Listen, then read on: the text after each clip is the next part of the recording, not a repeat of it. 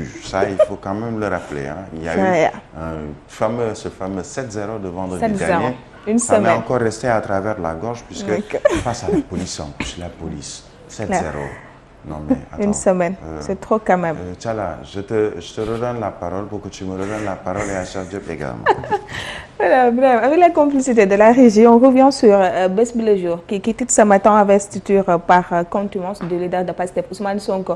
Qu'est-ce qu'on peut attendre exactement, Brahim, ce 15 juillet? Est-ce que Ousmane Sonko sera présent ou non? La grande question qu'on se pose actuellement. Bah, écoute, moi, je pense qu'il y a ici une bonne stratégie de communication, puisque même s'il est absent, et moi je pense qu'il ne sera pas présent, puisque mais celui qui ne peut pas peut-être aller rendre visite à ses proches durant la fête très sacrée de Tabaski, je ne pense pas, sauf s'il y a changement entre-temps, sauf s'il y a peut-être la levée, entre guillemets, de la main mise de l'État sur Ousmane Sonko, de son domicile barricadé, la cité Keur Gorgui. Sauf s'il y a ce changement, je ne pense pas qu'il puisse se présenter à ce meeting, puisque ce qui est valable selon le ministère de l'Intérieur aujourd'hui, ben, le sera encore beaucoup plus le 15 juillet prochain, puisque ce que dit le ministère de l'Intérieur,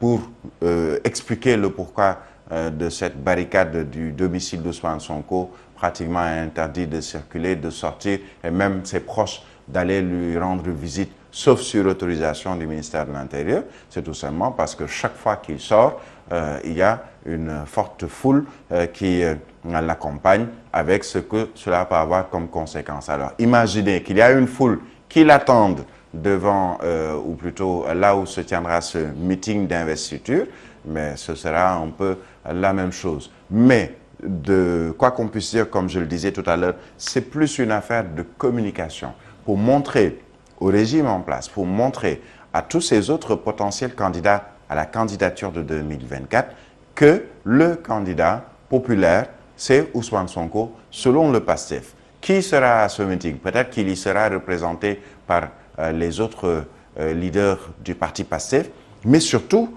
on verra si les autres leaders de la coalition Yewwi Askan Wi seront présents à cette investiture. Parce qu'il faut quand même rappeler que dans cette coalition Yewwi Askan Wi, il y a des candidats à la candidature.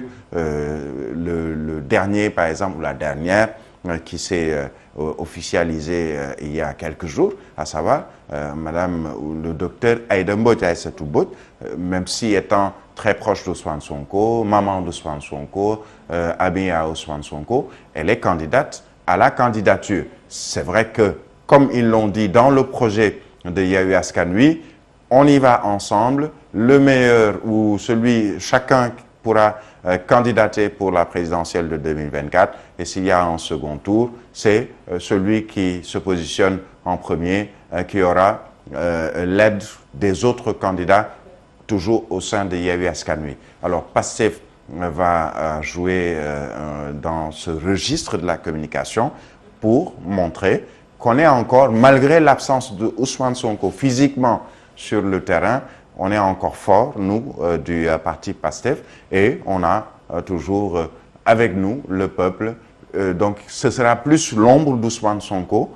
C'est le nom Ousmane Sonko qui va revenir, mais est-ce qu'il y sera? C'est vraiment une observation que moi je fais, et un peu par rapport à ce qui se passe présentement, sauf s'il y a changement de dernière minute, je ne pense pas qu'il y soit. Ousmane Sonko, pourtant jusqu'à présent, on ne sait pas encore s'il est éligible ou pas. Oui, Birame l'a dit par rapport à la communication du parti PASTEF, parce que quand même, il y a eu beaucoup d'événements qui ont eu pendant tout ce temps, et il faut quand même que PASTEF existe.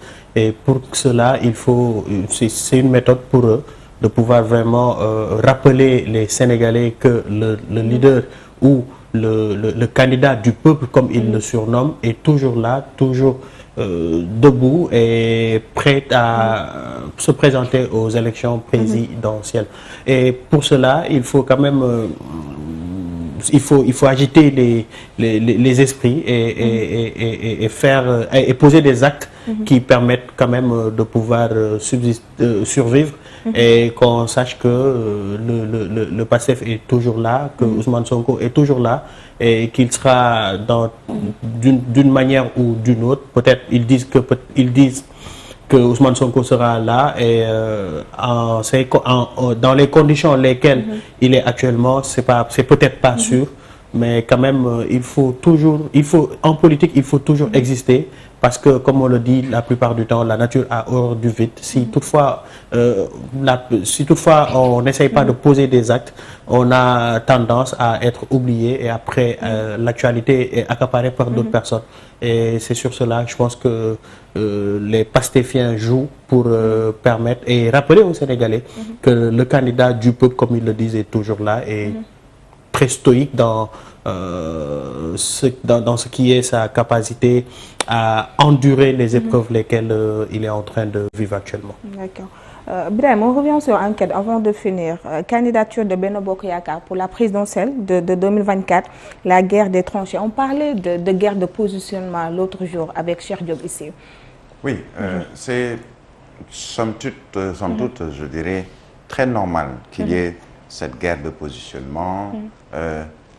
Tous les candidats à la candidature au sein de l'APR déjà, sans parler de Benno en tant que coalition, mais juste le parti APR, certains ont envoyé ce qu'on pourrait appeler peut-être leurs communicants pour montrer qu'ils sont candidats ou en tout cas jouer un peu sur ce registre. Plusieurs noms. Il y a une liste qui circule depuis hier sur le nombre de candidats qu'il y a pour le moment, ou en tout cas qui se sont annoncés ou qui ont été annoncés pour l'ensemble de l'opposition surtout. On parle de 38 à 40 candidats. Des très sérieux ou moins sérieux, mais bon, on est en démocratie, il y aura toujours des candidats, mais après, ce sera au Conseil constitutionnel, un peu avant même le Conseil constitutionnel par rapport à ce qu'on appelle les différents filtres qui ont été mis en place pour aller vers cette présidentielle, le parrainage, la caution, entre autres, qui vont déterminer qui est vraiment candidat sérieux. Mais rien que pour Benno Bokk Yakaar, rien que pour l'Alliance pour la République, l'APR, on annonce plusieurs candidatures. Même des gens qu'on avait un peu perdu de vue, entre guillemets. C'est le cas, par exemple, pour l'ancien Premier ministre, Mahammed Boun Abdallah Dionne. Un nom qui revient régulièrement, c'est celui du ministre ou du Premier ministre actuel, en même temps ministre des Sports, et je pense aussi ministre de l'Élevage, à savoir Amadou Ba. C'est le nom qui revient très souvent. Mais attention, un président, comme le disait Feu Ousmane Tanor Dieng, on ne sait pas réellement ce qu'il y a dans sa tête. Est-ce que ce sera le meilleur choix? En tout cas, on parle d'un portrait robot de celui qui devrait être le prochain candidat pour la coalition Benno Bokk Yakaar. Et